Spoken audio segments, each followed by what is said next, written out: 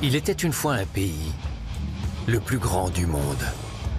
Un véritable empire qui s'appelait l'Union soviétique. Peu avant sa 70e année, il a été rayé de la carte.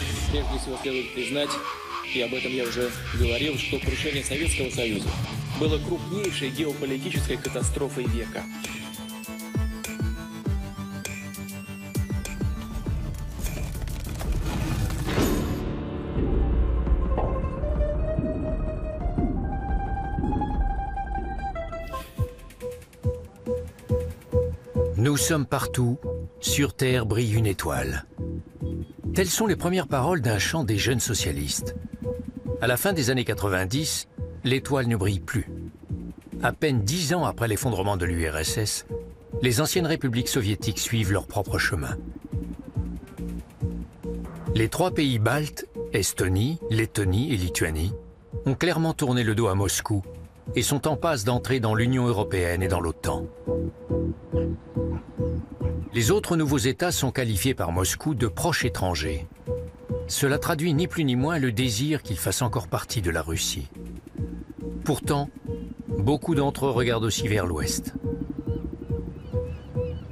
Dans la plupart de ces pays désormais indépendants, l'essor économique tant attendu n'a pas lieu. En Russie, les réformes échouent en grande partie. Une poignée de riches fait face à une masse de pauvres. Et il n'y a pas que la fracture sociale qui ébranle la société. Avant, nous habitions ici. Il y avait un immeuble. Sous cet arbre, il y avait une table où les hommes passaient leur temps à jouer au domino. Mes fenêtres donnaient sur ce carrefour.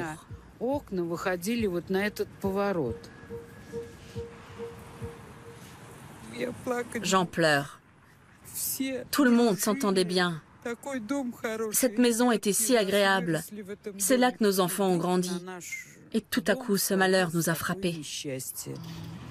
Tatiana Boulatova a vécu 25 ans à cette adresse. Immeuble numéro 19, rue Gourianov, Moscou. C'était le 8 septembre. Il faisait très chaud ce jour-là et je suis rentrée tard. Je vivais avec mon fils, sa femme et leur fille de 4 ans. Tout le monde dormait, quand soudain il y a eu une terrible explosion. Toutes les vitres ont volé en éclats, les portes aussi. Dans la nuit du 8 au 9 septembre 1999, une bombe de 400 kg détruit toute la partie centrale de l'immeuble de 9 étages. La détonation de la charge explosive est si forte que des plaques de béton armées sont projetées sur les immeubles voisins et causent des dégâts. 94 résidents meurent, plus de 150 sont blessés.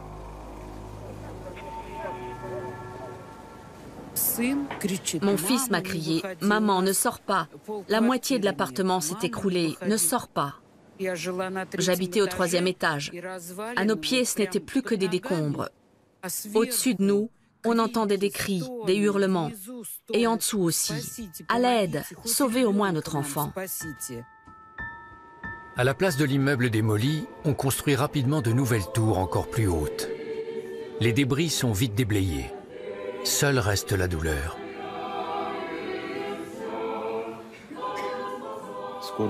La détresse des gens était telle qu'ils venaient ici simplement pour pleurer.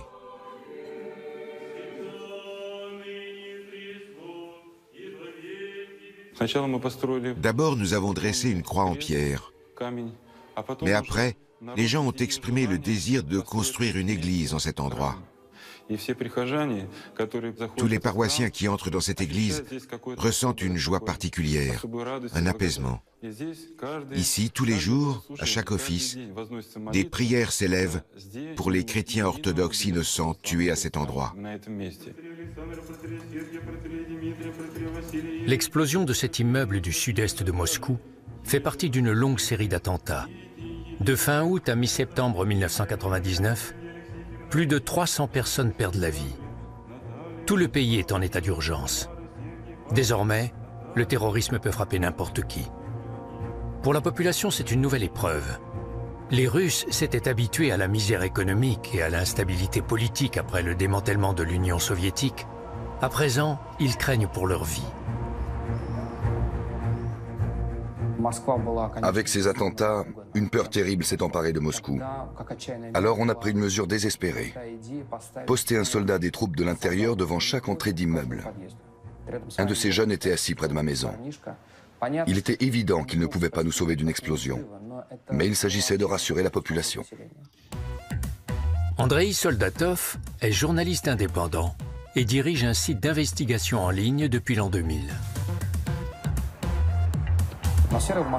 L'atmosphère à Moscou s'est nettement détériorée. Les gens se sont mis à dire que l'Occident nous avait trompés. On nous avait promis une vie pleine de richesses si nous respections les valeurs démocratiques, si nous apprenions l'anglais et si nous travaillions en suivant les règles occidentales. Nous avons fait tout ça, mais la crise a éclaté. On voyait bien que le climat libéral, intellectuel qui régnait dans les années 90 et se ressentait dans les médias avait disparu. Les gens voulaient des décisions simples et claires. Si quelqu'un t'attaque, il faut te battre. Les gens désiraient clairement un leader fort. Autrefois porteur d'espoir, Boris Eltsine n'est plus un leader fort. Il dépend d'un petit groupe d'oligarques. C'est d'ailleurs grâce à leur soutien financier qu'il a été réélu. L'argent est roi en Russie. Le 9 août 1999, Eltsine propose un nouveau Premier ministre, le chef des services secrets russes, un certain Vladimir Poutine.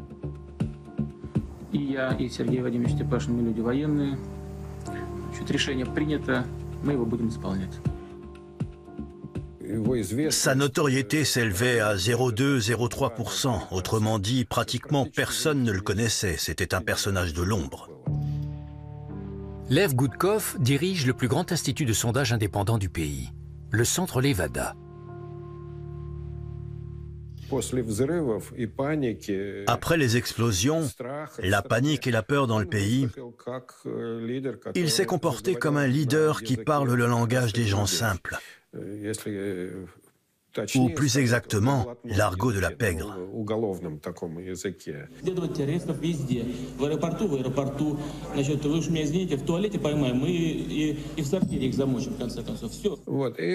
C'est ce qui a immédiatement permis à une très grande partie de la population de le reconnaître comme l'un des leurs.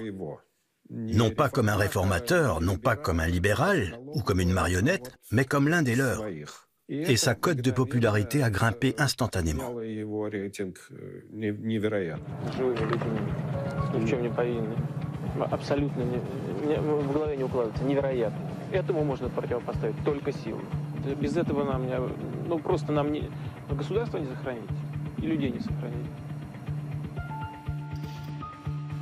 Pour Poutine, les coupables sont tous trouvés. Il s'agit de rebelles de Tchétchénie. Depuis la dissolution de l'Union soviétique, cette petite république du Caucase lutte pour son indépendance. C'est un foyer de crise permanent, l'un des nombreux points chauds qui déstabilisent la Russie. Ils n'y arrivent pas. Ils ne peuvent pas contrôler tous les groupes armés qui existent sur le territoire de notre République. Poutine veut stopper l'expansion du terrorisme et la radicalisation rampante du Caucase. Le 1er octobre 1999, il lance ce qu'il appelle les actions antiterroristes. C'est le début de la seconde guerre de Tchétchénie.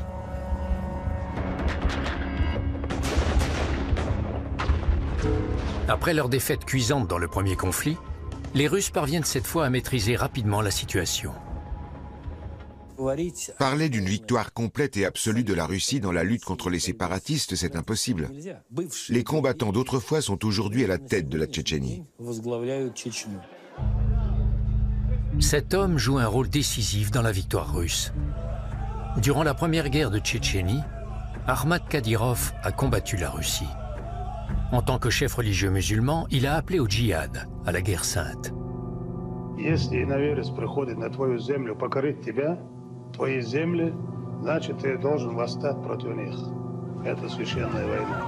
En 2000, l'ennemi numéro 1 de la Russie change de camp. Ahmad Kadyrov est arrivé à la conclusion qu'il valait mieux s'entendre avec la Russie que de tomber sous la coupe d'un État islamique. C'est ainsi qu'il a pris le parti de la Russie et a été nommé par Poutine administrateur en chef. En octobre 2003, Kadyrov est élu président. À peine entre-t-il en fonction qu'il passe un accord avec Moscou. La Tchétchénie reste autonome à l'intérieur de la Russie. En contrepartie, elle garantit la paix et la stabilité sur son territoire. Bref, les deux parties y trouvent leur compte. Ce choix témoigne notamment du fait que la politique du Kremlin, la politique de Poutine, était très souple dans la résolution de ce problème.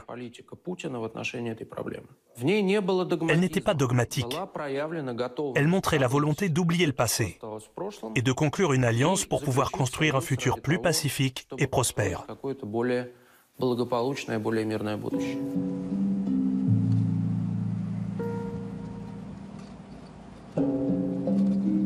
Poutine doit pacifier les avant-postes de la Russie.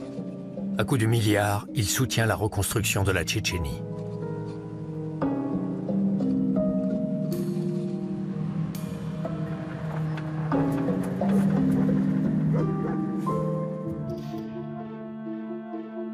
Moscou attache une importance particulière à la Biélorussie ou Bélarus, qui sert de zone tampon avec l'Europe de l'Ouest.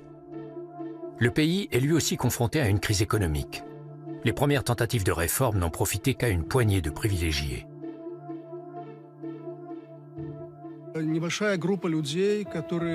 Les rares personnes qui profitent des réformes sont aussi ceux qui dominent la vie politique. Le système oligarchique provoque un mécontentement massif et une déception face à l'économie de marché et à la démocratie. Valéry Karbalevitch est rédacteur en chef de la revue Alternative citoyenne et l'un des rares journalistes qui critiquent le gouvernement. Cela conduit à une soif, un désir, une demande de fermeté, de pouvoir fort, de dictature, une situation classique, comme par exemple en Biélorussie avec le président Alexandre Loukachenko.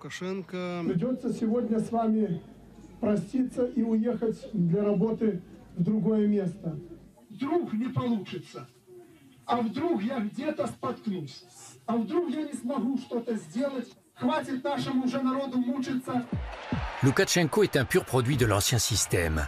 Il a été membre du parti, officier et directeur d'une coopérative. Il veut l'indépendance de son pays, mais le sait tributaire économiquement de Moscou. Refusant de mener la privatisation, de toucher à la propriété d'État, il montre du doigt la Russie et l'Ukraine et demande « Vous voulez que la propriété passe aux mains des oligarques sans rien laisser au reste de la population ?»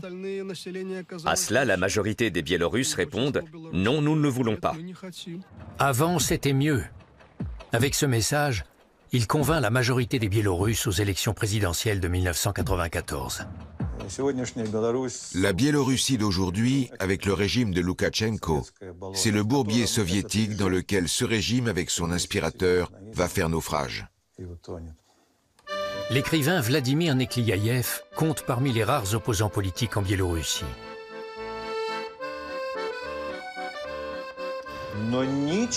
Mais la société n'a rien fait, pas un seul pas en direction de la démocratisation. Aucune réforme économique, et encore moins politique, n'a été effectuée. Il a entrepris de remplacer la réalité par des contes de fées.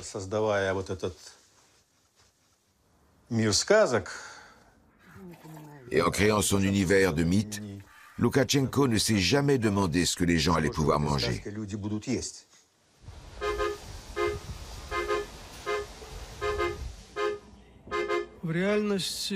Dans la réalité, la Biélorussie n'a rien d'un paradis socialiste. Le modèle de société créé par Alexandre Loukachenko se trouve actuellement dans une situation de grave crise économique.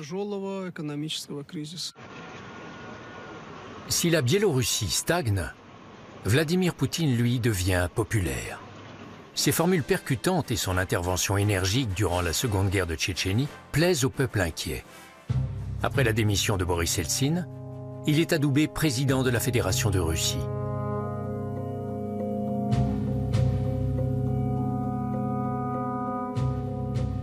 Берегите Россию. Именно в этом я вижу свою главную президентскую обязанность. L'objectif de Vladimir Poutine est de faire de la Russie un pays fort et de reconstruire l'Empire. Il apporte la stabilité intérieure et crée une nouvelle élite, car avec lui, le FSB, le service de renseignement russe, accède au pouvoir. Il manque à la Russie un système de renouvellement normal des élites. Chaque nouveau dirigeant s'entoure uniquement de gens qu'il connaît personnellement. C'est ce qu'ont fait Gorbatchev et Eltsine, et Poutine a fait exactement comme eux.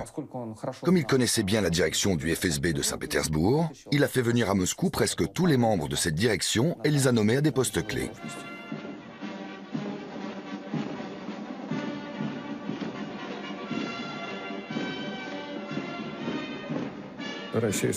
La démocratie russe, c'est une démocratie forcée.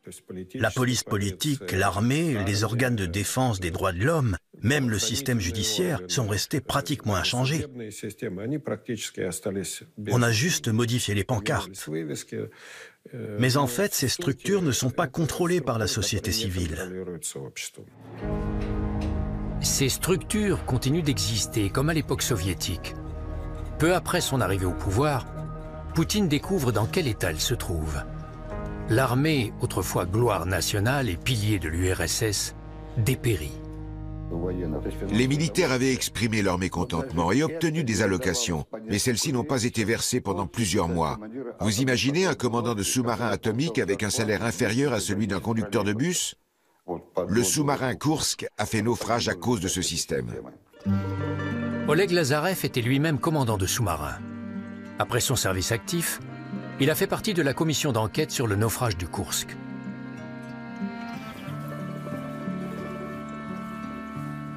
La préparation du personnel était insuffisante. La base matérielle et technique aussi. Tout cela conjugué a créé les conditions de cette catastrophe. 12 août 2000. Lors d'une manœuvre en mer de Barents, une explosion se produit dans le sous-marin nucléaire Kursk, sans doute déclenchée par une torpille défectueuse. Après de longues hésitations, l'état-major de la marine accepte l'aide de sauveteurs norvégiens. Les Russes n'ont pas la technique pour parvenir jusqu'au submersible. Nous disions au haut commandement que nous n'avions pas la possibilité de le sauver. Mais nos supérieurs, le haut commandement, eux, croyaient au miracle.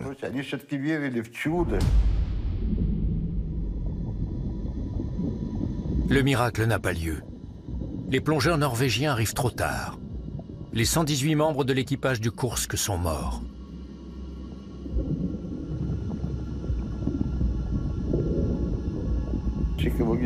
Le contexte psychologique était lourd, surtout là où se trouvaient les proches, les épouses et les enfants, qui espéraient encore qu'on sauve les marins.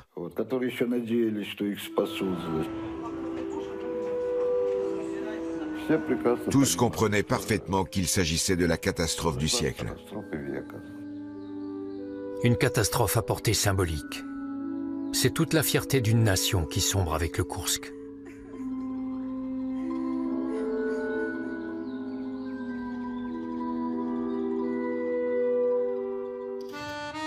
En Union soviétique, la Géorgie était connue pour être une nation agricole et le pays de Staline. Depuis son indépendance le 9 avril 1991, l'économie bat de l'aile et la population s'est appauvrie. On y fait malgré tout des affaires.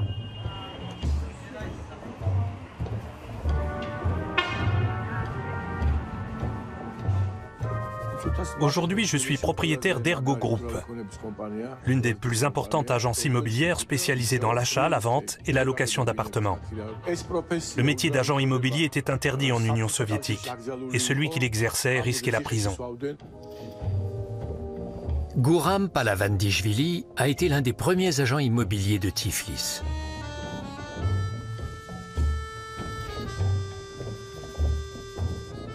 Il n'y avait ni eau ni électricité et malgré tout les gens gardaient espoir. Ils se disaient qu'ils pourraient toujours vendre leur maison, qu'une vie meilleure les attendait et qu'ils seraient libres. C'était leur état d'esprit à l'époque. Comme les agences immobilières n'existaient pas, les gens se retrouvaient à un endroit appelé bourse avec une pancarte autour du cou, sur laquelle figurait à vendre, à louer, etc. C'est comme ça que nous avons commencé notre business.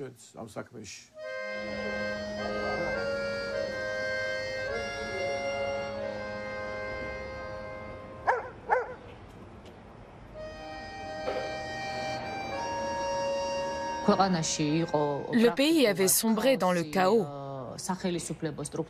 La corruption, omniprésente, rongeait toutes les structures de l'État, mettant en péril l'existence même de la nation. En novembre 2001, Nino Burdianadze entre dans l'histoire de la Géorgie en devenant la première femme à la tête du Parlement. Depuis le milieu des années 90, Eduard Shevardnadze est président de la Géorgie. En tant que ministre soviétique des Affaires étrangères, il portait avec Mikhaïl Gorbatchev l'espoir d'un renouveau. C'est lui qui a permis la réunification de l'Allemagne et la réorganisation de l'Europe. Ses initiatives pour démocratiser le pays et faire revenir les jeunes Géorgiens exilés ne remportent toutefois qu'un succès limité. Les dernières années de présidence de Shevardnadze ont été inefficaces. J'ai tenté à plusieurs reprises de lui expliquer dans quelles difficultés se trouvait le pays. L'influence de son entourage immédiat a malheureusement été plus forte que mes recommandations. Les hommes au pouvoir ne gouvernaient plus rien, et le peuple géorgien ne voulait surtout pas de retour en arrière. Tous ces éléments ont naturellement généré dans le pays une situation révolutionnaire.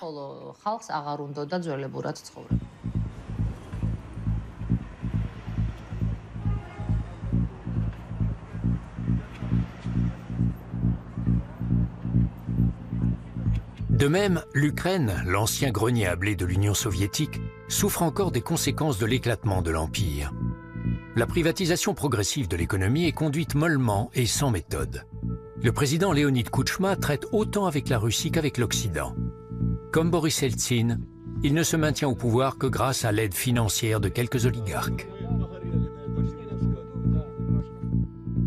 En 2001, des enregistrements audio le mettant en cause dans le meurtre d'un journaliste sont rendus publics. Sur ces bandes, on entend, entre autres, la voix du président ukrainien. Il donne l'ordre de faire taire Georgi Gongadze, très critique à l'égard du régime.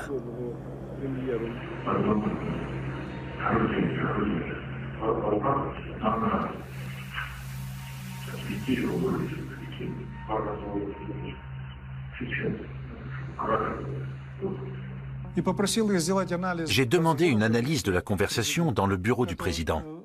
Était-elle authentique ou s'agissait-il d'une falsification?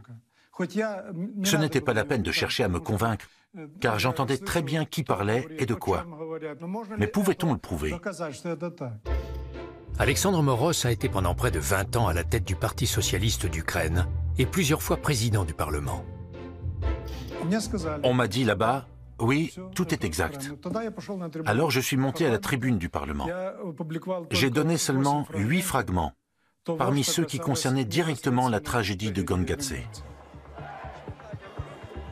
2 mois après la disparition de Georgi Gongadze, on retrouve son corps décapité. L'affaire provoque un tollé dans la société ukrainienne et un mouvement de masse contre le président. Des manifestations pour une Ukraine sans Kouchma ont commencé. C'est nous qui les organisions parce qu'il s'apprêtait à briguer un 3e mandat. Mais le président Kouchma reste au pouvoir. Les motions de censure de l'opposition échouent.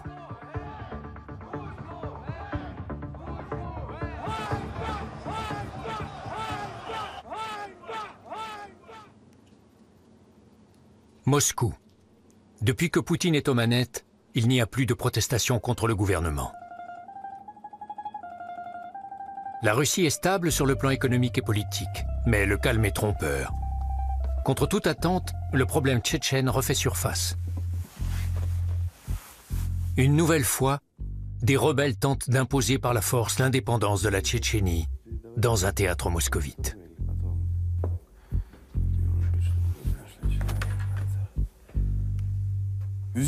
La comédie musicale Nordost est à mon avis l'une des meilleures de toutes celles qui ont été montées en Russie.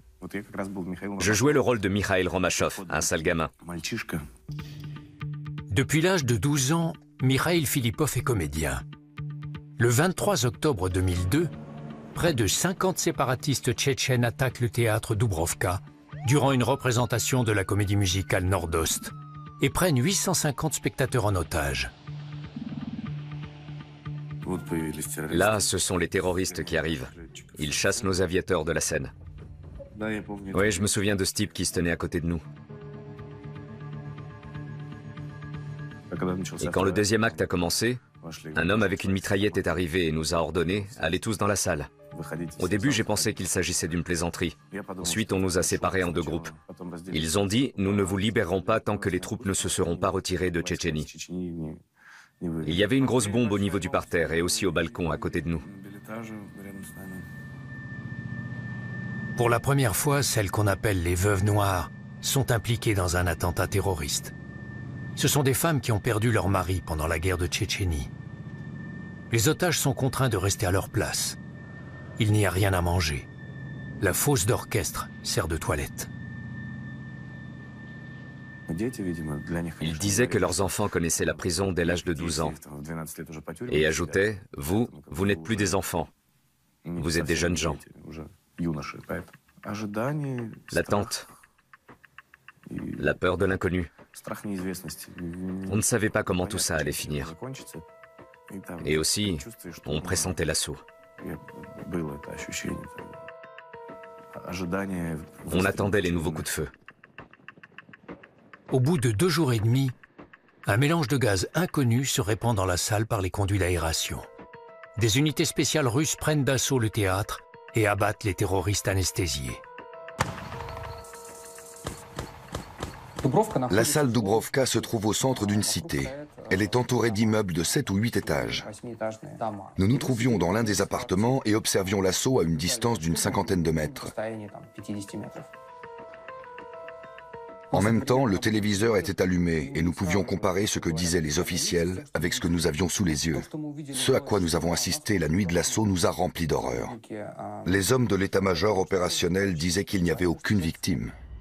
Mais nous, on voyait bien qu'ils sortaient des corps et qu'ils les déposaient en rang devant l'entrée principale. Et on voyait cette rangée s'allonger de plus en plus. Ensuite, le plus terrible est arrivé. Par-dessus cette rangée de corps, les hommes des services spéciaux se sont mis à en entasser une nouvelle. Nous avions bien sûr compris que ces gens étaient morts. Il ne pouvait en être autrement. C'était un véritable cauchemar, l'horreur totale. Au cours de l'assaut, 130 otages périssent, pour la plupart sous l'effet du gaz neurotoxique. Les médecins moscovites ne connaissent pas sa composition et ne trouvent pas d'antidote. Malgré tout, la libération est présentée comme une victoire dans les médias russes. La veille de la publication de notre reportage, des agents du FSB sont venus. Ils ont confisqué notre serveur et mon ordinateur. Ils ont fouillé partout, m'ont convoqué pour m'interroger, le tout pour empêcher la publication. Ils ont dit que si nous cessions d'écrire sur Nord-Ost, ils cesseraient les poursuites contre nous. C'était une forme de chantage. C'était extrêmement frustrant.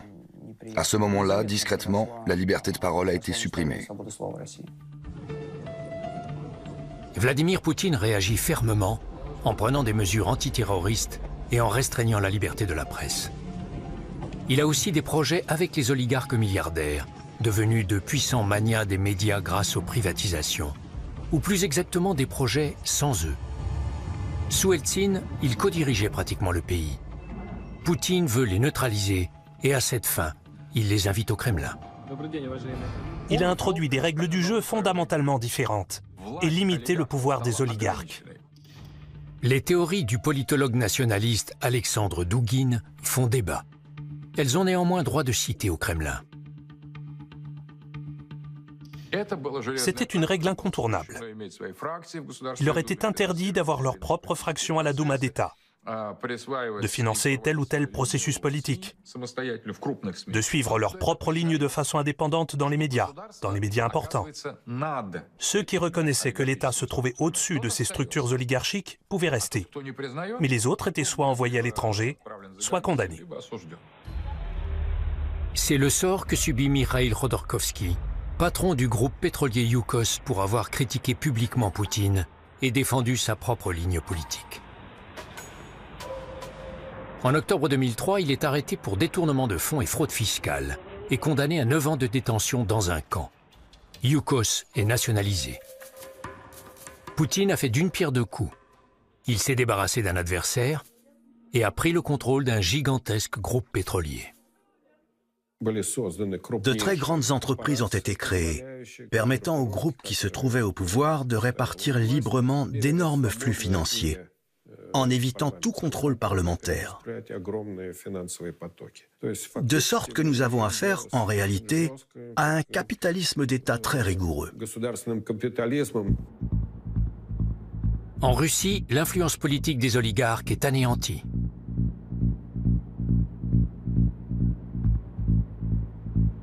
En revanche, dans d'autres pays de l'ancien empire soviétique, l'État ne parvient pas à consolider son pouvoir.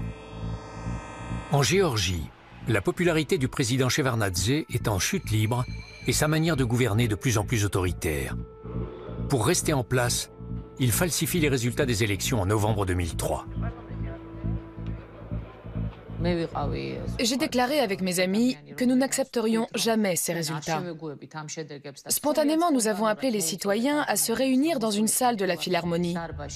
Et nous avons constaté avec surprise que le nombre de participants était 3 à 4 fois supérieur à ce que nous escomptions. Nous avons alors compris que nous étions bien dans une situation révolutionnaire.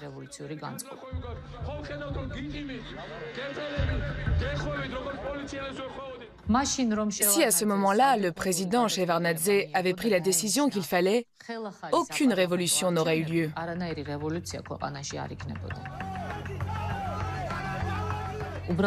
Il aurait dû organiser de nouvelles élections parlementaires. Mais le président a mal évalué la situation et réuni une première séance parlementaire. Nous avons voulu empêcher cette séance et c'est ainsi que la révolution est arrivée.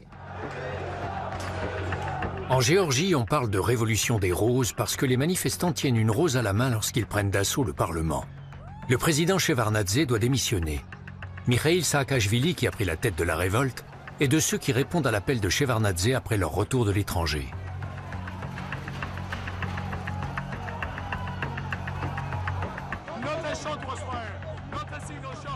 Fraîchement rentré des États-Unis, Saakashvili veut faire ce que Shevardnadze n'a pas fait: démocratiser la Géorgie et s'orienter vers l'Ouest. La révolution des roses, la première de ce qu'on appelle les révolutions de couleur dans les États de l'ex-Union soviétique, marque l'avènement d'une nouvelle génération. La Russie observe cette évolution avec inquiétude. Plutôt que de voir d'anciens peuples frères s'éloigner, elle préférerait conclure un nouveau partenariat avec eux. L'Ukraine est divisée sur cette question. L'Est du pays est majoritairement russe ou pro-russe. L'Ouest et la capitale Kiev aspirent aux valeurs occidentales. Nous avons les yeux tournés vers l'Europe. Beaucoup de nos médecins vont voir comment travaillent les Européens et comment les gens vivent. Natalia Glushchenko est infirmière dans un hôpital militaire depuis 25 ans. L'Ukraine est considérée comme étant au centre de l'Europe. Donc nous aussi, nous sommes un pays européen. Nous voulons vivre comme des gens normaux. La Russie participe activement au clivage de l'Ukraine. En 2004, Poutine soutient personnellement le candidat pro-russe à la présidentielle, Viktor Yanukovych.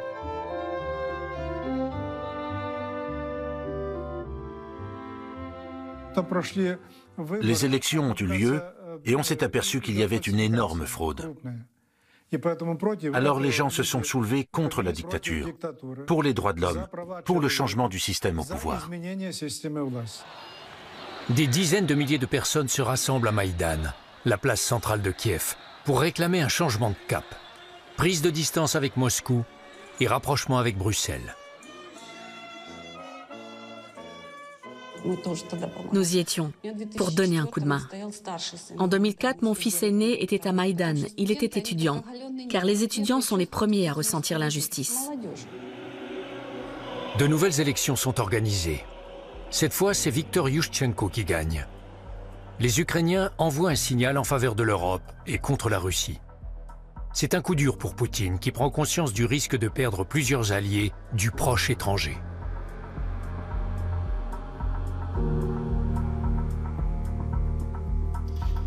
Peu après, il essuie un autre revers.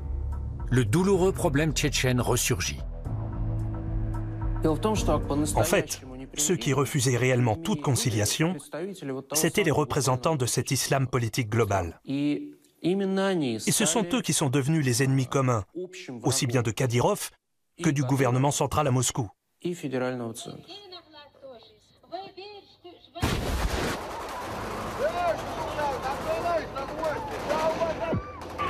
Le 9 mai 2004, Moscou perd son fidèle président tchétchène. Armad Kadyrov meurt lors d'un attentat commis par des séparatistes islamistes. La Tchétchénie risque de tomber entre leurs mains.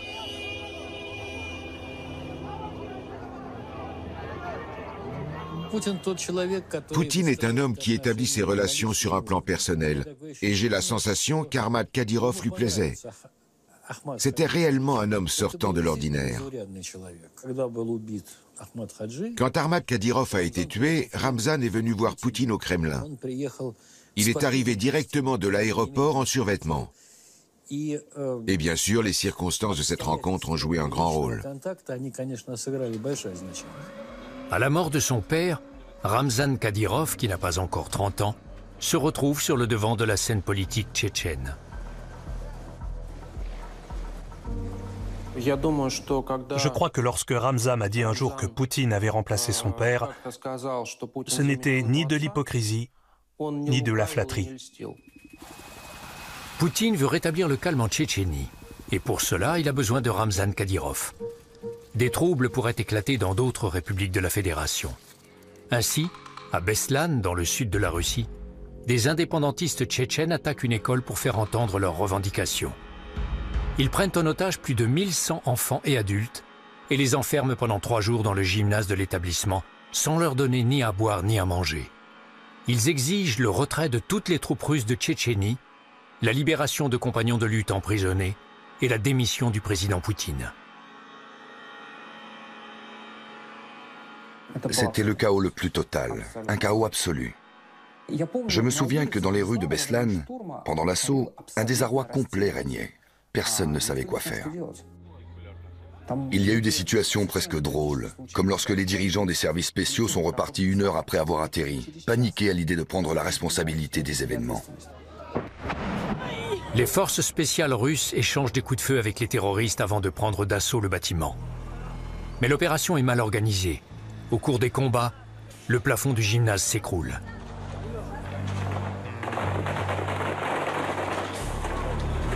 Les images d'écoliers hagards, en sous-vêtements, bouleversent le monde. Le bilan est de 334 morts, dont plus de la moitié sont des enfants.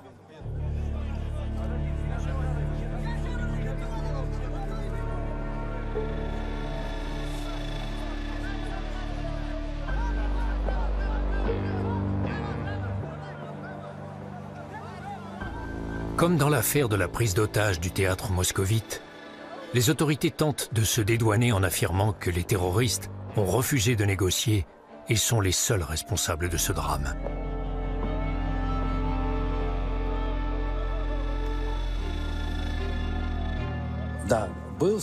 Il y avait la possibilité de mener des pourparlers. Poutine a refusé, sacrifiant des centaines de personnes, notamment des enfants. Je ne dis pas ça pour justifier Poutine, mais après Beslan, il n'y a plus eu d'actes de terrorisme semblables. Les rebelles ont compris qu'on ne pouvait pas contraindre la Russie à des négociations. Après Beslan, Poutine annule plusieurs réformes prises dans les années 90. Désormais, les gouverneurs des républiques de la Fédération de Russie ne seront plus élus par le peuple, mais proposés directement par le président. C'est un retour à l'autoritarisme. Comme après toute tragédie, le peuple russe cherche un réconfort dans la foi. Depuis l'effondrement de l'Union soviétique, l'Église orthodoxe russe remplit de plus en plus le vide idéologique. En 2001, nous avons obtenu le statut de séminaire spirituel. Nous recevons des jeunes gens qui désirent consacrer leur vie au service de Dieu, au service de l'Église. Vladimir Tchouvikine, lui, a décidé de consacrer sa vie à Dieu à une époque où les croyants étaient encore discriminés et opprimés. Les étudiants du séminaire, nous les appelons nos pupilles. Car chez nous, l'éducation occupe la première place et l'enseignement la seconde. On leur apprend les disciplines théologiques, les textes sacrés de l'Ancien et du Nouveau Testament. Ils apprennent des langues étrangères anciennes, le grec et le latin. Nous vivons ici comme une grande famille. On se connaît tous, on communique tous les uns avec les autres. Nous obéissons ensemble et avons des activités communes. Là, nous sommes en hiver, on dégage la neige.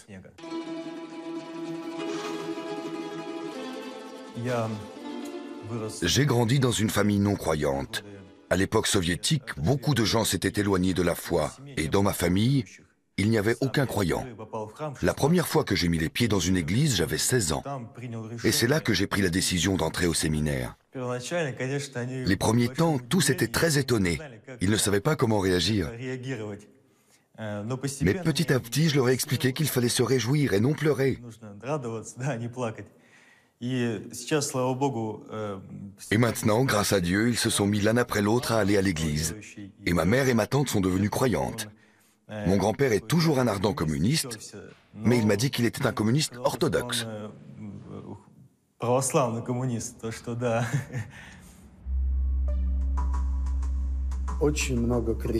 Beaucoup de Russes se sont fait baptiser. Il nous arrivait de baptiser 40 personnes par jour.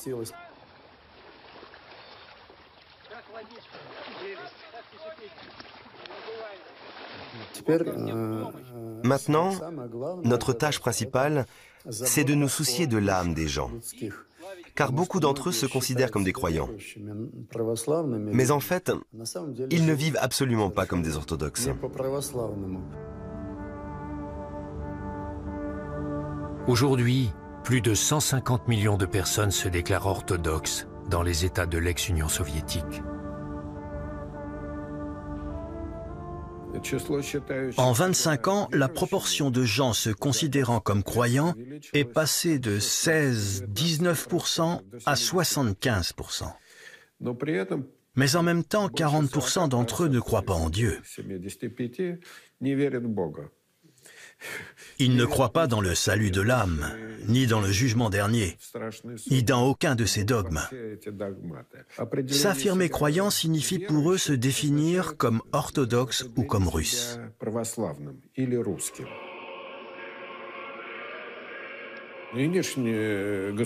Aujourd'hui, l'État est très lié à l'Église. Il en reçoit une légitimité supplémentaire. L'Église soutient l'État et lui donne un cadre idéologique. Comme l'a déclaré le patriarche Kirill, l'apparition de Poutine et son arrivée au pouvoir, c'est un miracle divin. À l'heure actuelle, les relations entre l'Église et l'État forment, on peut dire, une sorte de symphonie. Et jamais, au cours de son histoire, l'Église n'a bénéficié d'une telle liberté. Au milieu des années 2000, Vladimir Poutine, qui prétend s'être fait baptiser en secret à l'époque soviétique, est solidement arrimé au pouvoir. Un État fort garantit selon lui la stabilité du pays. La religion est la nouvelle idéologie du peuple. L'économie prospère. Avec Poutine, la Russie revient sur la scène internationale. Les gens ont compris qu'ils vivaient dans un État totalitaire, que les élections étaient truquées, que la démocratie était une duperie. Cependant, ils l'ont accepté car la croissance était très sensible. On peut dire que la Russie n'avait jamais vécu aussi bien que pendant cette période. Bien entendu, cette croissance des richesses, on l'attribuait à la politique de Poutine. Selon la Constitution, Poutine ne peut pas briguer un troisième mandat présidentiel, du moins pas dans l'immédiat. En 2008, l'un de ses fidèles, Dmitri Medvedev, est élu président. Aussitôt après, il nomme Poutine Premier ministre.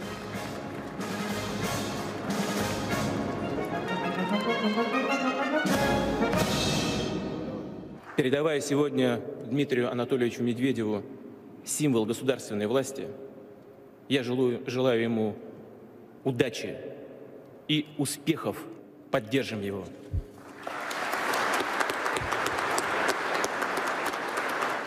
Poutine dirige le pays dans l'ombre et poursuit la même politique. Mais la crise financière et économique internationale ne s'arrête pas aux portes de la Russie.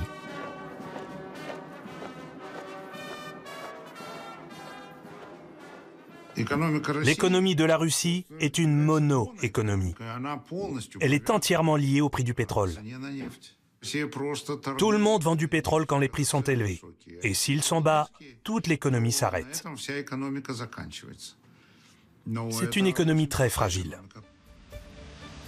Si l'Union soviétique était fortement dépendante des prix des matières premières, la Russie l'est encore plus. Son économie est pratiquement une monoculture. Le gaz et le pétrole représentent 2/3 de ses recettes à l'exportation. Mais ce n'est pas seulement une économie faible. C'est tout simplement une économie périphérique, qui se contente d'être au service des autres pays. En fait, dans ce sens, il n'y a pas d'économie russe. Pour garder le contrôle sur les États voisins, la Russie leur vend du gaz et du pétrole à des tarifs préférentiels. Et si les petits cadeaux entretiennent l'amitié, les grands maintiennent la dépendance.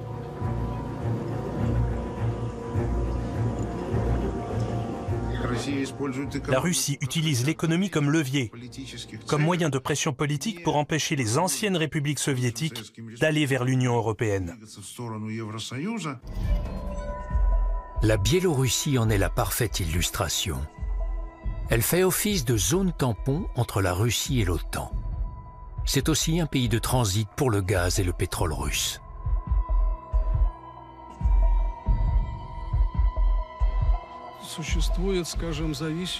Il existe, comment dire, une dépendance envers les pays de transit, que sont la Biélorussie et l'Ukraine. C'est par leur territoire que la Russie fait passer le gaz et le pétrole qu'elle livre à l'Europe. Et pendant toutes ces années, des conflits fréquents se sont produits avec ces pays à propos des conditions de transit. Alexandre Loukachenko et Vladimir Poutine jouent à ce jeu depuis des années. Le premier veut continuer à bénéficier des prix intérieurs avantageux tout en conservant son indépendance vis-à-vis de Moscou. Le second le tolère tant que la Biélorussie ne se tourne pas vers l'Ouest.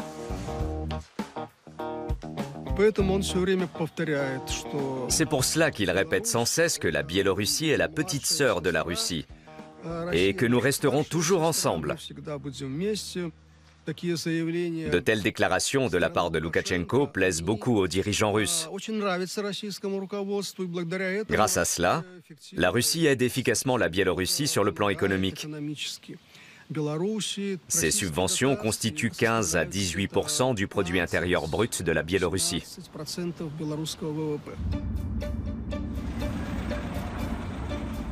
Ces énormes subventions apportent une relative stabilité en Biélorussie. En 20 ans, Loukachenko a reçu environ 100 milliards de dollars de la Russie. Et rien n'a été fait avec. Tout a été volé. En échange de ce petit prêt modeste, la Russie fait pression de toutes ses forces sur Loukachenko pour pouvoir installer ici aussi son artillerie lourde. De sorte qu'il faudra payer de notre indépendance et peut-être même de l'intégralité de l'État. C'est notre dissolution dans l'armée russe, dans l'idéologie russe, dans le monde russe.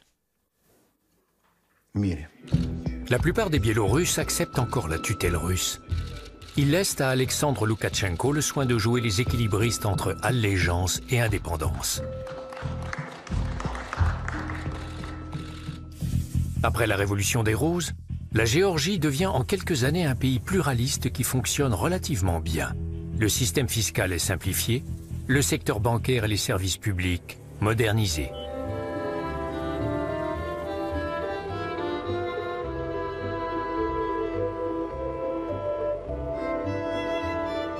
Tiflis se métamorphose.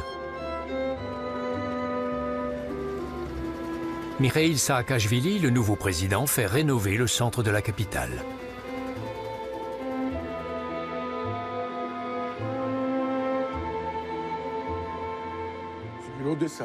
Après la Révolution des Roses, les investissements étrangers ont afflué dans le pays.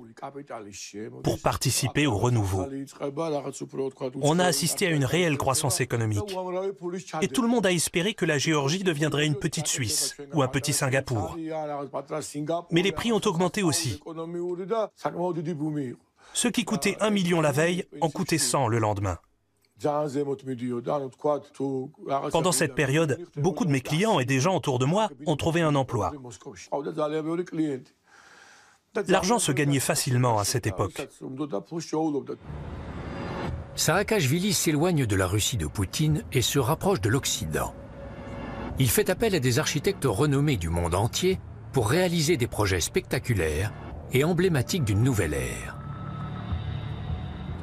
Non seulement Saakashvili change le paysage urbain, mais il lutte efficacement contre la corruption dans la sphère politique, l'administration et la police. Des milliers d'élus et de fonctionnaires corrompus sont mis en prison. Les 16 000 hommes de la police routière sont remerciés. La corruption a été quasiment éradiquée au cours des 4 premières années. Entre 2006 et 2008, Irakli Alassania est ambassadeur de Géorgie auprès des Nations Unies.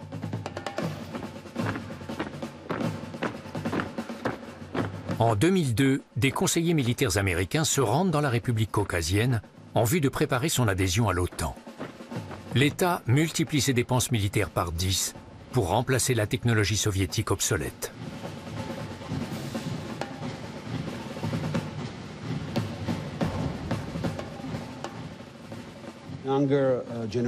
Une jeune génération d'officiers est arrivée. Ils manquaient peut-être d'expérience, mais le plus important, c'est qu'ils faisaient preuve d'une grande intégrité à l'égard de leur pays. Et puis, les États-Unis et d'autres gouvernements occidentaux ont apporté leur soutien massif pour conduire cette réforme.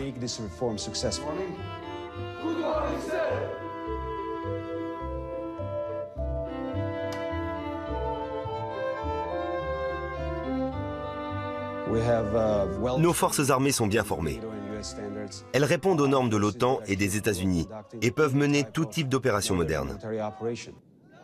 Sur le plan militaire et sécuritaire, la Géorgie est prête à devenir membre de l'OTAN, et ce, dès à présent. Mais il manque encore la décision politique, et nous avons compris qu'elle était liée aux relations avec la Russie. C'est surtout le président américain George W. Bush qui plaide pour l'entrée de la Géorgie et de l'Ukraine dans l'OTAN. Les anciennes républiques soviétiques sont désormais des zones d'influence disputées par les grandes puissances. Après la dissolution du pacte de Varsovie, l'alliance militaire dirigée par Moscou, la plupart des ex-républiques soviétiques souhaitent rejoindre l'OTAN. L'Estonie, la Lettonie et la Lituanie en deviennent membres en 2004. D'où vient cette pression sur la Russie au moment même où celle-ci fait de grands pas sur la voie de la démocratisation et des réformes et où elle fonde une économie libérale? Poutine l'a souvent dit. Si nous n'avons plus de contradictions idéologiques dans la sphère capitalisme-socialisme, pourquoi l'OTAN s'étend-il vers l'Est? En 2007, à la conférence de Munich sur la sécurité, le conflit éclate au grand jour. Le président russe voit dans l'extension de l'OTAN vers l'Est une menace directe pour son pays.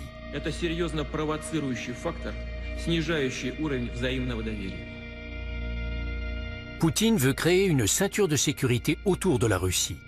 La Géorgie et l'Ukraine doivent en faire partie.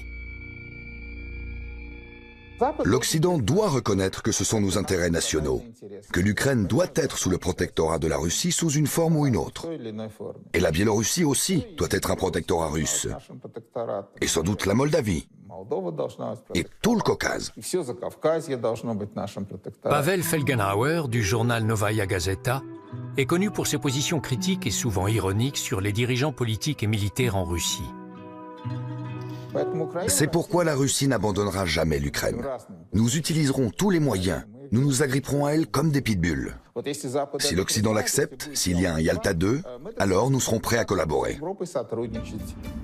En 2008, le sommet de l'OTAN à Bucarest est placé sous le signe de l'élargissement à l'Est. Mais la résistance russe divise l'Alliance. On finit par trouver un compromis.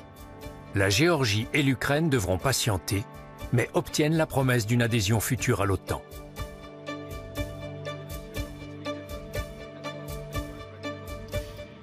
À la frontière entre la Géorgie et la Russie, une guerre larvée attise les tensions entre les systèmes.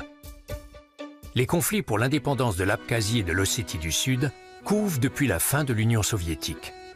En 2008, les habitants de ces régions frontalières se retrouvent au cœur d'intérêts géostratégiques. Ma maison est par là, celle qui a brûlé. Nous vivions ici comme dans un rêve. Nous avions tout. Le chauffage central, une salle de bain et même une cave à vin. Et maintenant, voilà ce qui reste. Ce bout de ferraille et ce soi-disant frigidaire. Je suis parti sans rien. Je n'ai plus rien. Nous vivions en bonne entente avec les Ossètes. Rien ne nous opposait. Nous mangions et buvions ensemble. Nous nous empruntions même de l'argent. Aujourd'hui, il ne nous reste plus qu'à espérer, sans aucune perspective. La frontière entre la Géorgie et la Russie est devenue un point de friction entre les puissances mondiales. La Russie interdit l'importation de produits géorgiens. La Géorgie emprisonne de présumés espions. C'est l'escalade. Il était clair que nous allions vers un conflit avec les Russes. J'ai pratiquement obligé le président Saakashvili à téléphoner au président russe pour détendre la situation. Pendant cette conversation, Vladimir Poutine a annoncé ouvertement à Saakashvili que s'il déclenchait les hostilités contre l'Abkhazie et l'Ossétie du Sud, la Russie ferait entrer son armée régulière sur le territoire géorgien.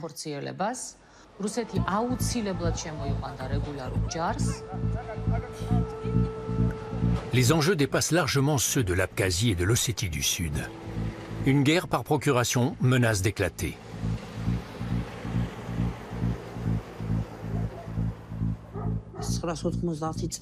Après 1990, la situation était très tendue.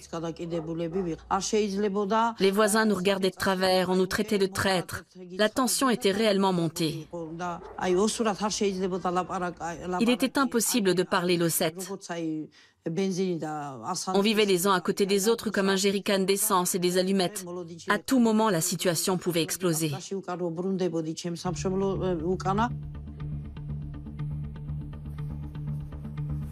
Dans la nuit du 7 au 8 août 2008, la Géorgie envahit l'Ossétie du Sud.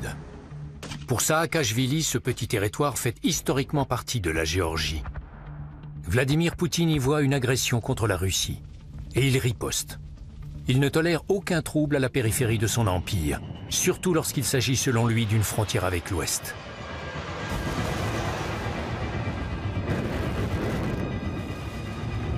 Par cette guerre contre la Géorgie, il montre qu'il a la ferme intention de garder la main mise sur le plus grand nombre possible d'anciennes républiques soviétiques et de les tenir éloignées de l'Occident, au besoin en recourant à la force.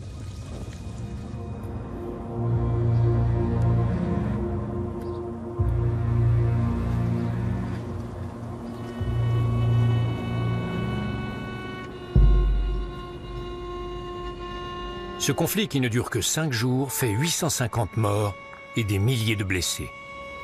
24 000 Ossètes du Sud sont en fuite. Les dégâts causés par les troupes russes sont colossaux, y compris sur le sol géorgien. En outre, la Géorgie perd le soutien de l'Ouest qui condamne cette attaque. Pour l'heure, elle ne peut plus espérer devenir membre de l'OTAN.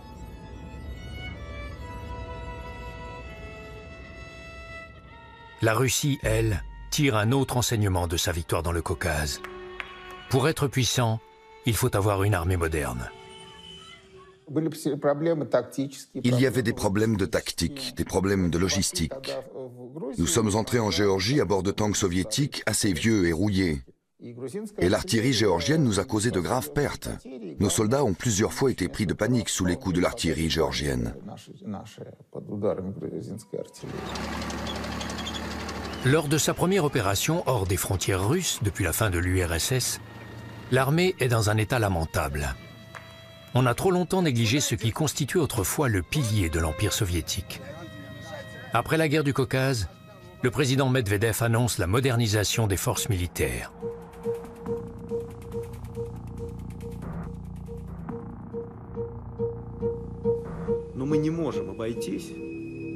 без расходов на оборону. Причем расходов достойных Российской Федерации.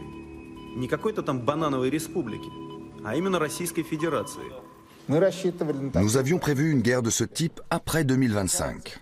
À ce moment-là, selon certaines prévisions, le monde vivra une terrible crise des ressources. Les habitants de certains pays souffriront de famine. Et la Russie est si grande, elle possède tant de ressources que l'on nous tombera dessus de tous les côtés. Et nous devons être prêts pour ce moment. À l'arrivée de Poutine au pouvoir, le budget militaire s'élevait à 4 milliards de dollars. Il sera progressivement augmenté pour atteindre 72 milliards de dollars en 2011. La crise financière mondiale de 2008 met fin à l'essor de la Russie. Les prix du pétrole et du gaz chutent sur le marché international et les investisseurs étrangers sont inquiets de l'intervention de l'État dans l'économie et dans la guerre en Géorgie.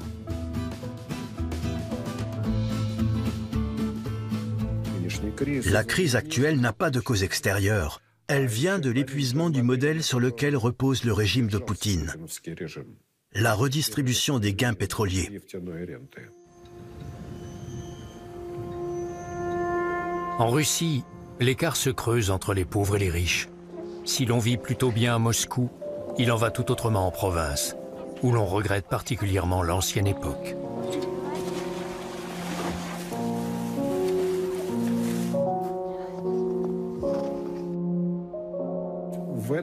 Dans certains milieux, il y a toujours la nostalgie de l'économie soviétique de répartition des richesses, de subventions d'État, de commandes, d'aides financières et de l'augmentation des dépenses sociales.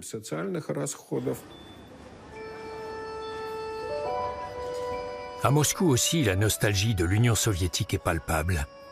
Elle se manifeste sous différentes formes, comme au restaurant du célèbre centre commercial GUM.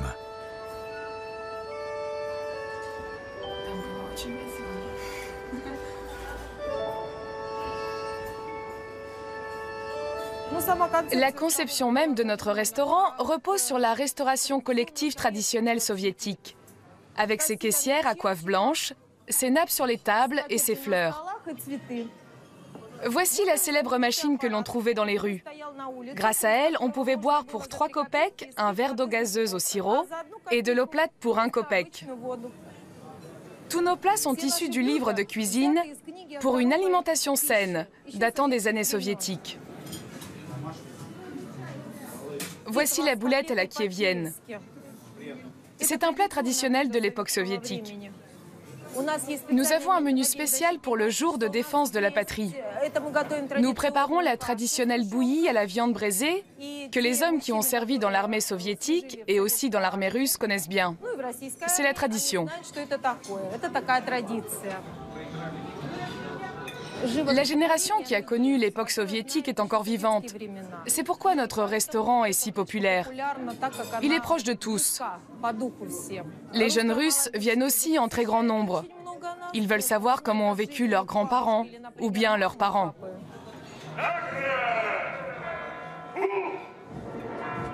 Les Russes veulent retrouver leur fierté nationale. Vladimir Poutine répond à leur désir en ressuscitant un certain nombre de symboles et de traditions soviétiques. Le drapeau de l'armée rouge, la musique de l'hymne de l'URSS, le défilé militaire sur la place rouge. En 2008, après 18 ans d'absence, le défilé fait son retour le 9 mai, jour de la victoire dans la Grande Guerre patriotique. La propagande lui a créé une auréole de leader charismatique. Poutine, dans cette image, est en train de combattre la bureaucratie, d'après l'antique modèle du bon tsar et des méchants boyards. Tout ce qui est bien dans ce pays lui est attribué, tout ce qui est mal revient aux autres.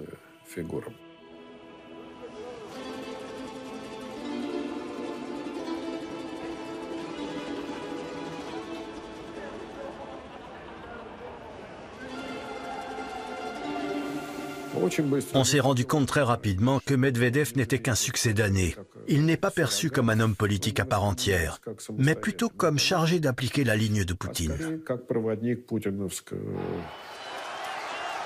En 2012, Poutine redevient président. Sa doublure, Medvedev, reconnaît officiellement que c'était prévu. Poutine considère la renaissance de la nation comme l'œuvre de sa vie.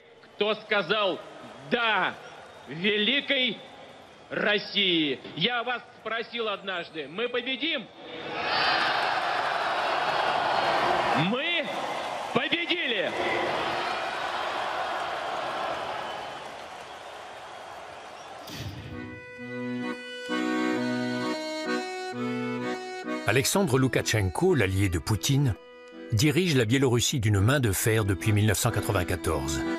Beaucoup voient en lui le dernier dictateur d'Europe.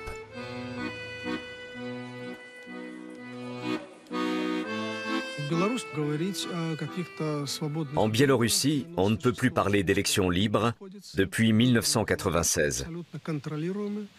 Elles sont totalement contrôlées par le pouvoir et leurs résultats sont définis en amont par les institutions au pouvoir. Il y a bien des élections, mais la police et les services secrets font tout pour éliminer les autres candidats.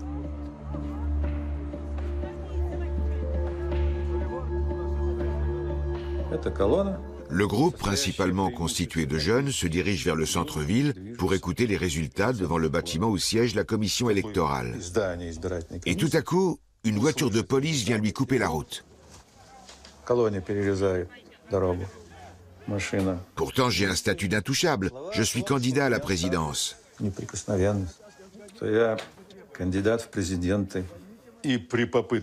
Et alors que nous tentons de contourner la voiture et de poursuivre notre route, soudain, des grenades explosent, des coups de feu sont tirés.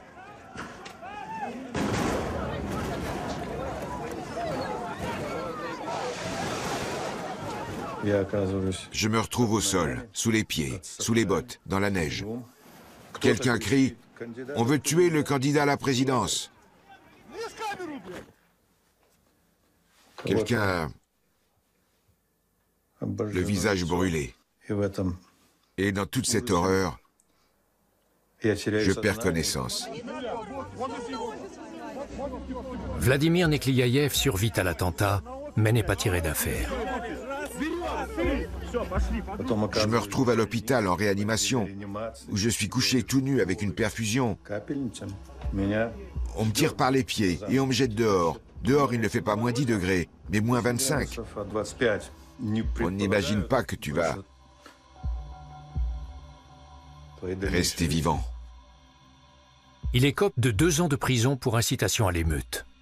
Ce n'est que sous la pression diplomatique de l'Europe et après un AVC qu'il est libéré de prison. Ce régime s'appuie sur ces mêmes structures auxquelles l'ordre d'écraser l'opposition pacifique en 2010 avait été donné. Après les élections truquées à la Douma en 2011, la grogne monte, surtout au sein de la classe moyenne. La Russie renoue avec une bonne vieille méthode soviétique, la répression et la force. Un très grand nombre de gens parmi les plus actifs, les plus entreprenants, les plus cultivés, ne voyaient plus d'avenir dans ce pays. Le sentiment de retour à la stagnation, à l'impasse, était extraordinairement aigu. Et le mécontentement provoqué par cette situation s'est exprimé dans les manifestations de masse. Dès le lendemain de la réélection de Poutine, on assiste aux plus grandes manifestations de l'histoire récente du pays. Des centaines de milliers de personnes demandent plus de transparence et de contrôle après les soupçons de fraudes électorales, notamment lors du scrutin remporté par Poutine.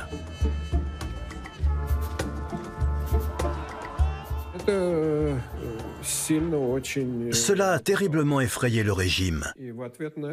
Et à partir de la deuxième moitié de 2012, des lois répressives ont été adoptées en réponse. Ces lois limitaient très sévèrement l'activité des organisations de la société civile et excluaient de fait les opposants.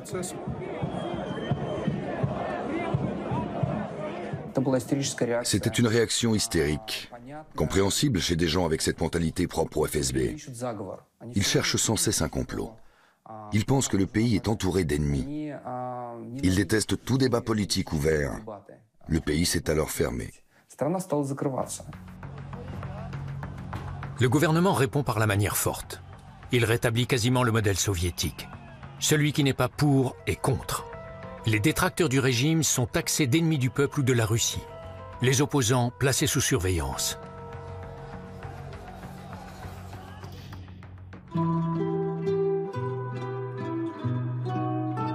En Biélorussie, le système soviétique n'a même jamais été aboli.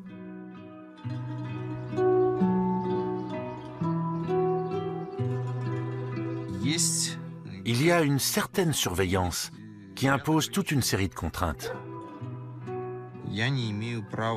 Je n'ai pas le droit de quitter le pays. Je n'ai pas le droit de me trouver dans les lieux où l'on vend de l'alcool au litre. Je n'ai pas le droit de prendre part à des grandes fêtes. Ils ont décidé de me mettre au pas. Et me voilà coincé ici comme un idiot. Pavel Vinogradov, un militant des droits de l'homme de 22 ans, a déjà fait plusieurs séjours en prison. Avec mes amis, nous avons décidé de créer quelque chose de drôle. L'organisation de la résistance. Nos premières actions ont été de prendre des peluches et de les placer dans un lieu très fréquenté, face à la maison du gouvernement. Nous avons dessiné un tas de panneaux avec des slogans, comme si les jouets faisaient un meeting. On avait écrit, par exemple, « Liberté aux détenus politiques ». À côté d'une peluche, on avait mis « Les flics m'ont arraché un œil ». Bref, tout un tas de trucs marrants. À l'époque, notre action a fait pas mal de bruit. Les gens se sont mis à déposer des peluches avec toutes sortes de mots d'ordre. En Europe, des gens ont fait la même chose en signe de solidarité avec la Biélorussie. Les ours en peluche déposés dans plusieurs villes d'Europe de l'Ouest ne sont pas du goût des autorités biélorusses. Lors d'une action de protestation, Pavel Vinogradov est arrêté une nouvelle fois. On n'a pas profité longtemps de notre liberté. Ils ont fini par nous arrêter. Autrement dit, nos dirigeants ont peur de jeunes gens qui déposent des peluches dans la ville. C'est trop nul.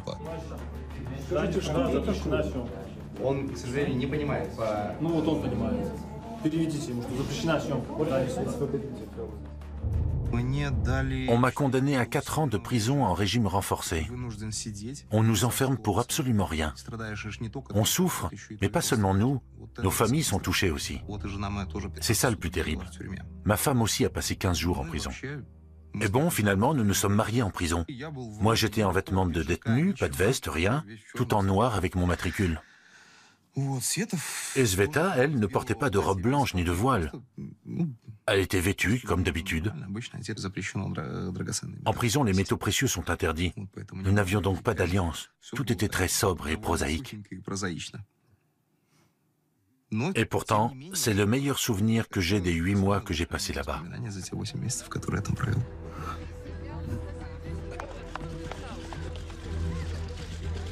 Sous la pression de l'Union européenne, Pavel Vinogradov est libéré de prison.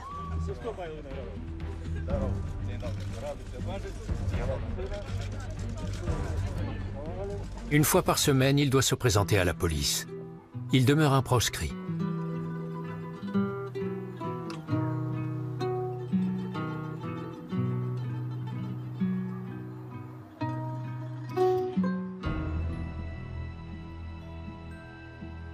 En Géorgie, les critiques se font de plus en plus vives à l'égard du président Saakashvili. Elles portent notamment sur la guerre désastreuse en Ossétie, mais aussi sur l'homme lui-même, qui change au cours de son second mandat.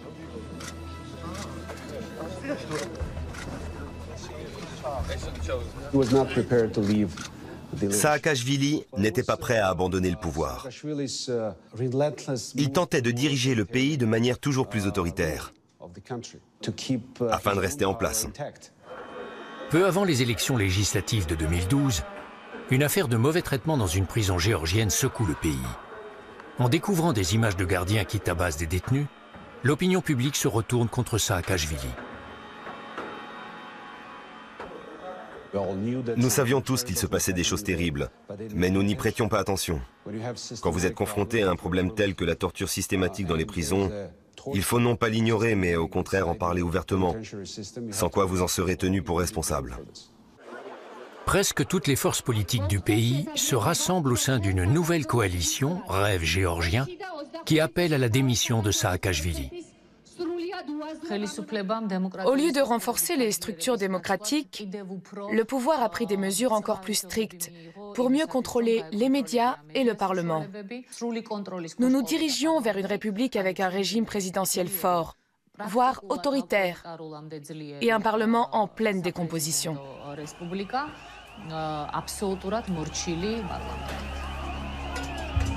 Les manifestations sont violemment réprimées par Saakashvili, l'homme qui a étudié et été avocat aux États-Unis, celui-là même qui était si fier de la pacifique révolution des roses.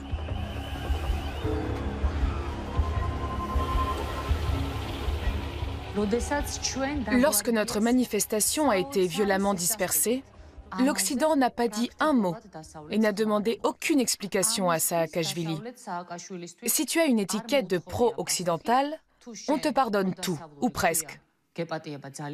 En revanche, si on t'a collé l'étiquette pro-russe, tu peux être pourchassé, torturé, même tué, sans que personne n'élève la voix pour te protéger. De ce double standard résulte la frustration et la perte de confiance dans les valeurs occidentales. La coalition Rêve géorgien remporte les élections législatives. Mikhail Saakashvili fuit à l'étranger.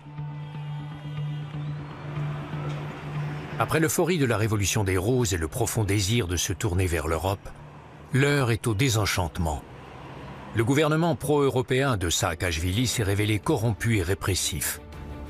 La liberté et la démocratie ont certes été instaurées, mais le système de valeurs occidentales n'a plus la cote. Guram Palavandishvili, agent immobilier qui a fait fortune en des temps difficiles, a trouvé un nouveau rôle.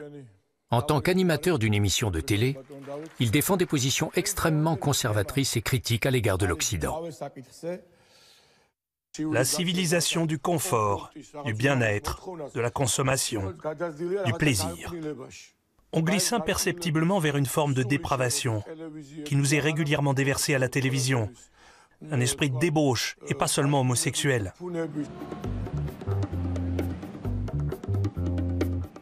Le peuple n'est pas favorable à tout ça. Et il ne veut pas penser uniquement à l'argent. Nous sommes géorgiens. Nous voulons garder notre identité. Et nous ne voulons pas devenir, disons, hollandais. Dans les médias russes, les saillies anti-occidentales et surtout anti-américaines font partie intégrante de la propagande de l'État, un peu comme au temps de la guerre froide. Le but est d'asseoir le pouvoir en place. En Europe, les valeurs chrétiennes n'ont aucune importance, car une nouvelle morale s'est introduite, à l'opposé des idéaux chrétiens. Le Seigneur dit qu'un mariage, c'est l'union d'un homme et d'une femme. Maintenant, on nomme mariage l'union de personnes de même sexe. C'est un péché mortel, un péché très grave, impardonnable. Dieu merci, en Russie, nous conservons nos valeurs morales, les valeurs chrétiennes. Si nous reculons, que Dieu nous en garde, alors bien sûr la destruction du monde viendra très vite.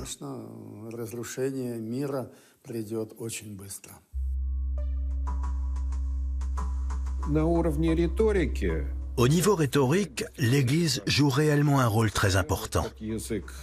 Elle impose ce langage de traditionnalisme conservateur et anti-occidental, de valeurs antidémocratiques, à tout moment, sans interruption. À chaque instant, elle mène une puissante propagande anti-occidentale.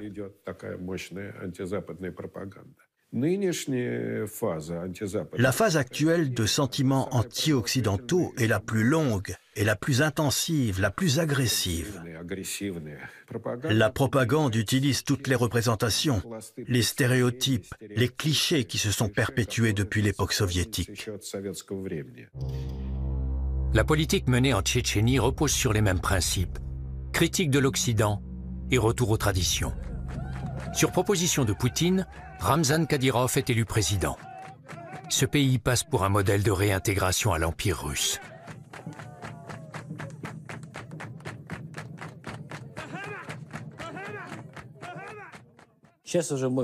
Aujourd'hui, on peut aimer Ramzan ou ne pas l'aimer, Mais il a rétabli l'ordre, ce qui, après 2 guerres, a une grande importance. La guerre est terminée depuis 2009. Les troupes russes se retirent. Ramzan Kadyrov promet à Moscou de combattre le terrorisme en Tchétchénie. En contrepartie, il obtient des fonds pour reconstruire le pays. C'est le même accord que celui passé entre son père et Poutine. Des subventions en échange de la stabilité.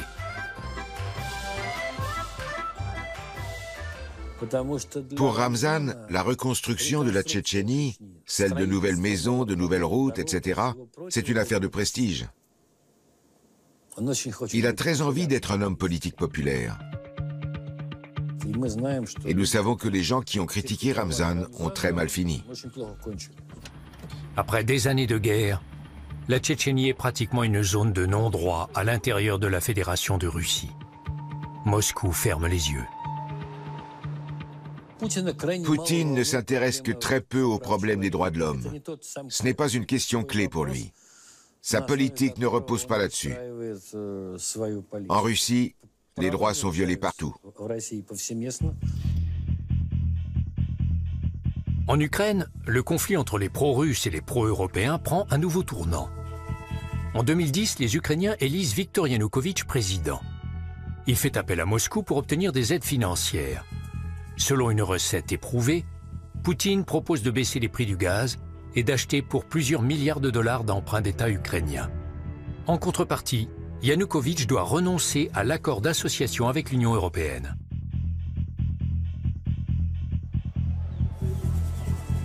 Poutine tente ainsi de contrôler l'Ukraine, ce qui débouche sur des manifestations contre le président Yanukovych. Quelques 500 000 personnes, parfois même plus d'1 million, participent à ce qu'on appelle l'Euromaïdan.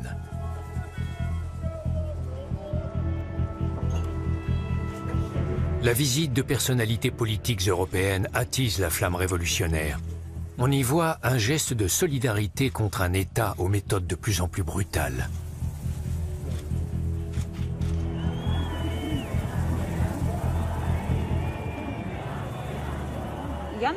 Je suis allée à Maïdan depuis le 24 novembre. On avait annoncé un meeting pour l'intégration à l'Europe. Personne ne s'attendait à ce qu'au XXIe siècle, des événements comme ceux d'aujourd'hui se produisent. Que dans des rues paisibles, dans une ville européenne paisible, vos amis meurent sous vos yeux. Dès l'intervention des forces spéciales ukrainiennes, le rassemblement pacifique dégénère en affrontements violents.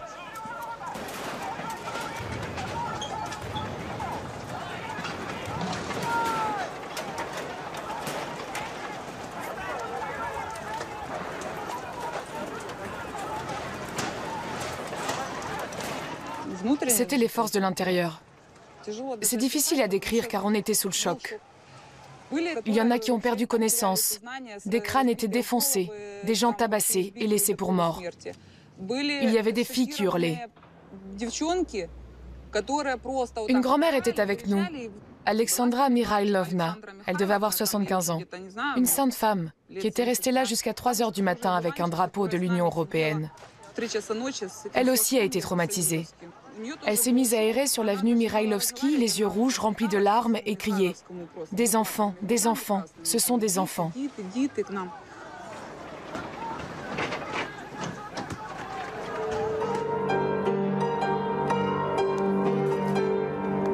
Le 18 février 2014, la révolution tourne à la guerre civile. Plus de 100 personnes meurent.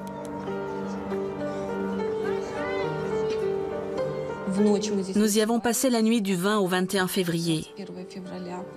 On entendait des salves, des gens qui tiraient autour de nous, et ça depuis le 19 février. Et on a commencé à accueillir des blessés, des jeunes gens de la police, tous très jeunes. On s'occupait d'eux en silence. Une fois seulement, un gars nous a dit « Nous sommes là pour vous protéger ». Je me suis indignée. Qui protégez-vous et contre qui nous protégez-vous? Contre notre peuple, en fait. Durant les événements, le président Yanukovych fuit le pays.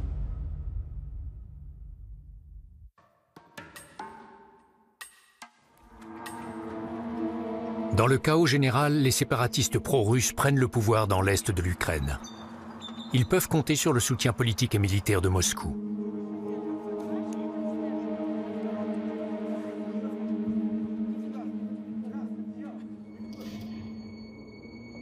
La Crimée était russe jusqu'en 1954. Environ 70% des habitants sont de langue maternelle russe, plus de la moitié sont russes. En 2014, Vladimir Poutine décide de réintégrer la Crimée à la Russie. Lors d'un référendum contesté, 96% des Criméens votent pour. Moscou s'en frotte les mains. Il s'agit d'une victoire hautement symbolique de la reconquête d'un lieu chargé d'histoire qui empêche, du moins provisoirement, le rapprochement de l'Ukraine avec l'Europe et affaiblit la résistance à l'intérieur du pays. Poutine a très habilement joué sur la peur.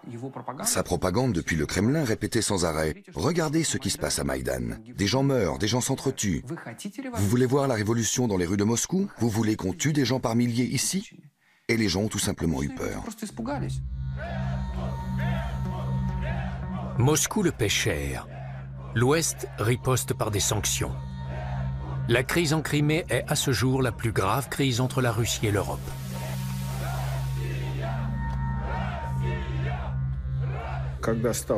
Quand on a compris les conséquences de tout cela, les sanctions qui avaient été prises, on est progressivement retombé sur terre. On a ressenti alors un très profond pessimisme. Mais les réformes, tout le monde l'a compris, seraient une menace pour le pouvoir de Poutine. C'est une sorte d'impasse dont on ne voit aucune issue. Dans une certaine mesure, la Russie répète toutes les formules que l'on observait en Union soviétique à la veille de sa chute. De sérieux problèmes économiques, une totale dépendance des matières premières, des agressions extérieures. Aujourd'hui, l'Ukraine pour la Russie, c'est l'équivalent de l'Afghanistan pour l'Union soviétique. Au moment où l'Union soviétique a mis les pieds dans cette guerre, cela a été un détonateur pour la crise. Plus de 25 ans après la fin de l'Empire soviétique, Vladimir Poutine œuvre toujours à la renaissance russe, avec un succès mitigé. L'annexion de la Crimée et la guerre d'intervention à peine cachée dans l'est de l'Ukraine ont conduit à une impasse. L'Ukraine est plus occidentale que jamais. La Géorgie et la Biélorussie gardent leur distance avec Moscou, et les relations entre la Russie et l'Ouest sont tendues. Si les tentatives de reconstruire l'Empire ont échoué jusqu'ici, c'est parce que la Russie n'en a pas les moyens. Et surtout, 25 ans après l'effondrement de l'URSS, de plus en plus de personnes ne considèrent plus les nouveaux États comme d'anciennes républiques soviétiques, mais comme leur nouveau pays, leur avenir. Je n'ai même pas tellement envie de vivre en Europe. Je veux dire, si on construit un pays normal, avec des dirigeants normaux à sa tête, alors on ne sera pas si mal ici.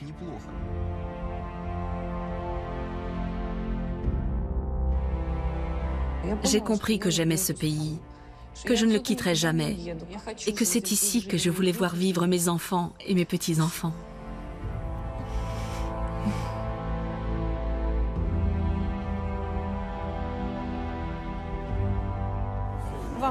Merci beaucoup. Revenez nous voir, nous serons toujours heureux de vous recevoir.